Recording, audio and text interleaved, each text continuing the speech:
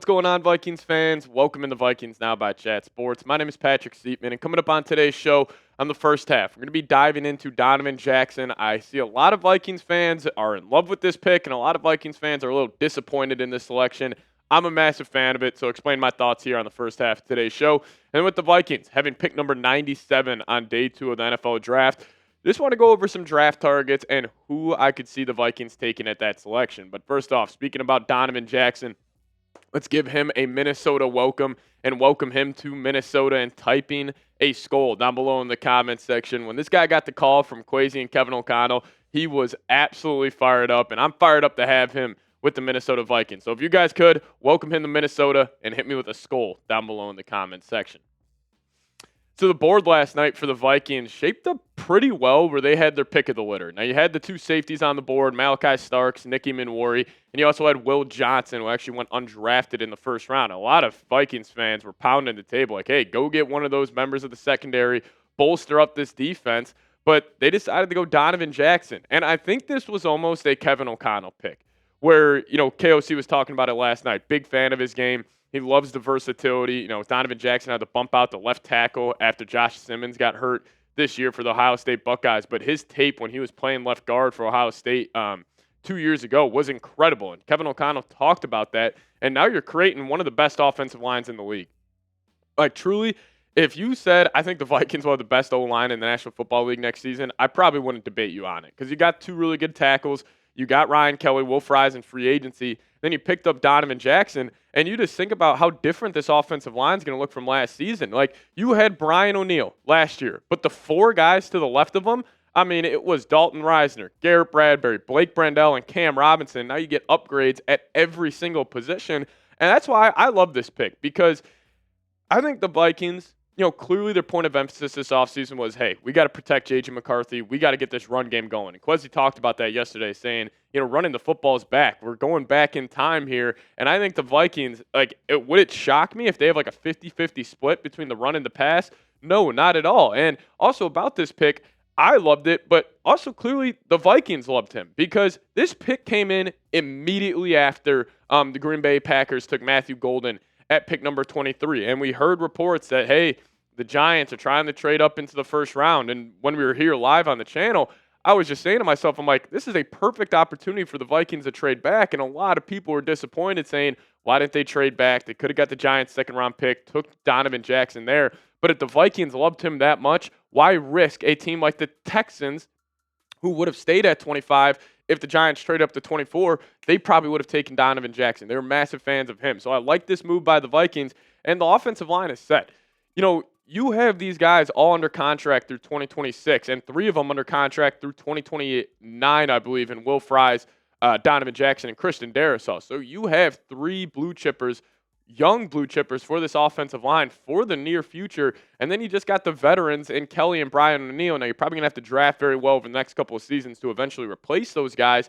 But the offensive line for this season, pair that up with the running backs, there's no more excuses for Kevin O'Connell's run game.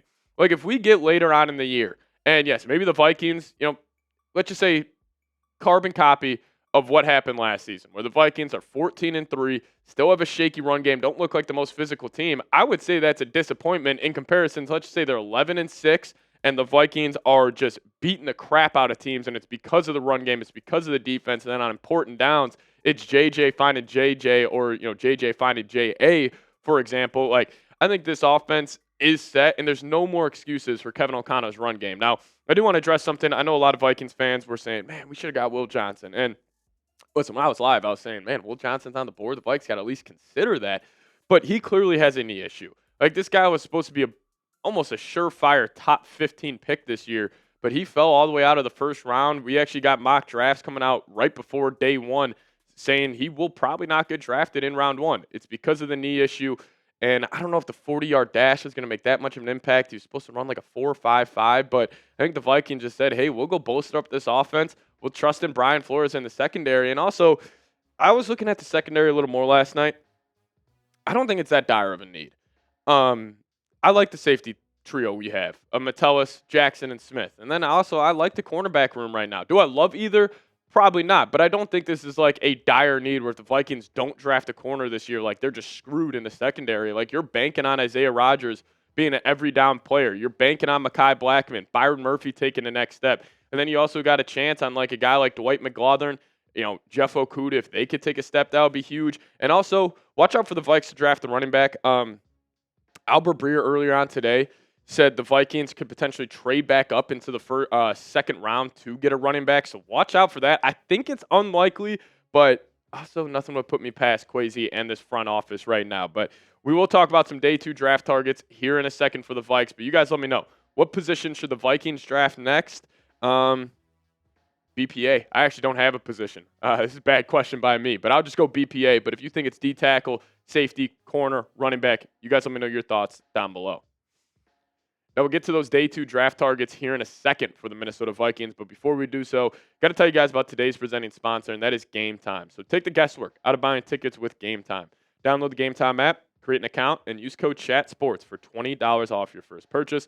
Terms apply. Create an account and redeem code CHATSPORTS for $20 off. Now, Game Time, they got last-minute deals where you can save up to 60% off by buying last-minute tickets for sports, concerts, comedy, and theater shows. Anything that requires buying a ticket, Game Time has you covered.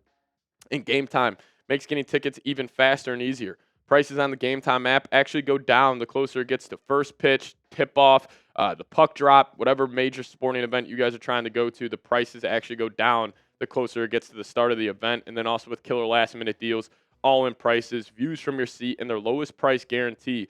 Game Time takes the guesswork out of buying MLB, NBA, NHL tickets, and I will say the Minnesota Timberwolves got a big-time game against the Los Angeles Lakers tonight in Minneapolis. And if you guys are trying to get some last-minute tickets and get that $20 off, plug in promo code ChatSports on your first purchase. So take the guesswork out of buying tickets with Game Time.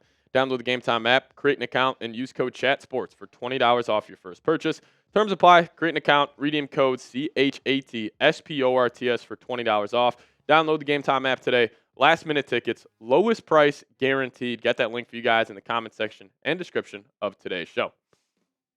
All right, let's just go through some of the best available guys here in a second. But I do want to highlight just 3 day 2 draft targets for the Vikings at the defensive tackle spot because I am still, if I had to pick a position to draft tonight, even though I think they should go BPA, it would probably be defensive tackle. And we could start off with J.J. McCarthy's former high school teammate from Nazareth Academy, Illinois. Shout out to the Roadrunners. C.J. West.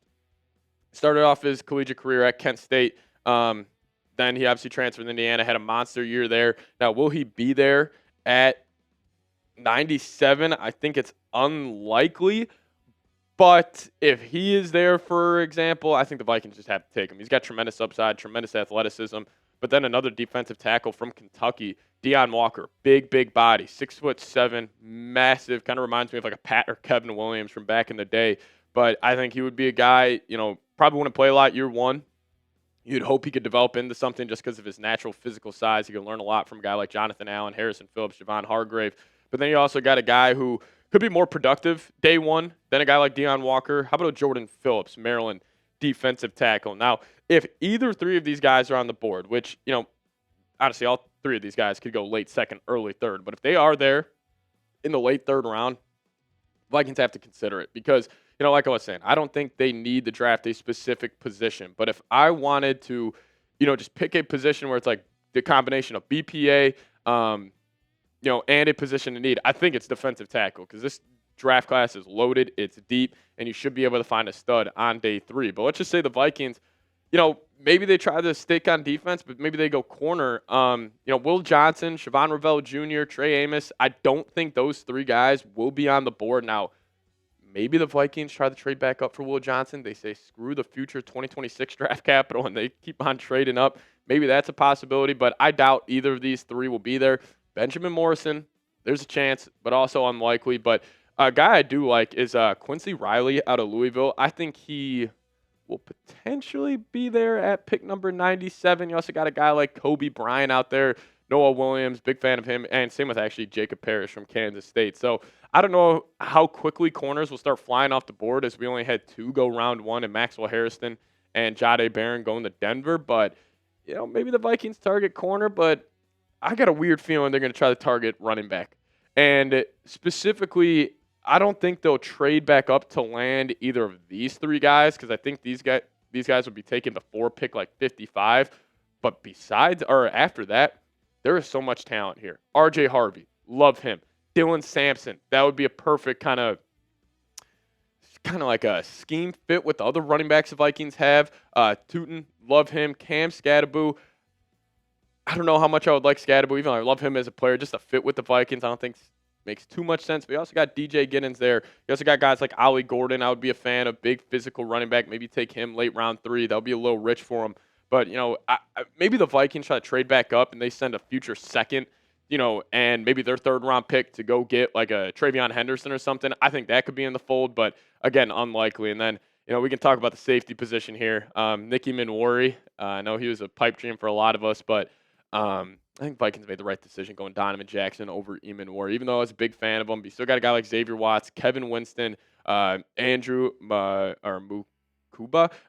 He might be on the board. I doubt it, though. But a couple of guys I think will be on the board. Billy Bowman Jr., safety from Oklahoma. He's an undersized safety, but incredibly productive. He doesn't have the natural athletic ability as an Eamon Ward. Honestly, a polar opposite safety compared to Deone Walker. Extremely productive, not the best athlete, but I think he could be in play for the Vikings in the 3rd round. But I'll ask you guys this. There's a lot of prospects and a lot of picks to be made before the Vikings, but who should the Vikings draft tonight? You guys let me know. Make the pick for me down below in the comments section.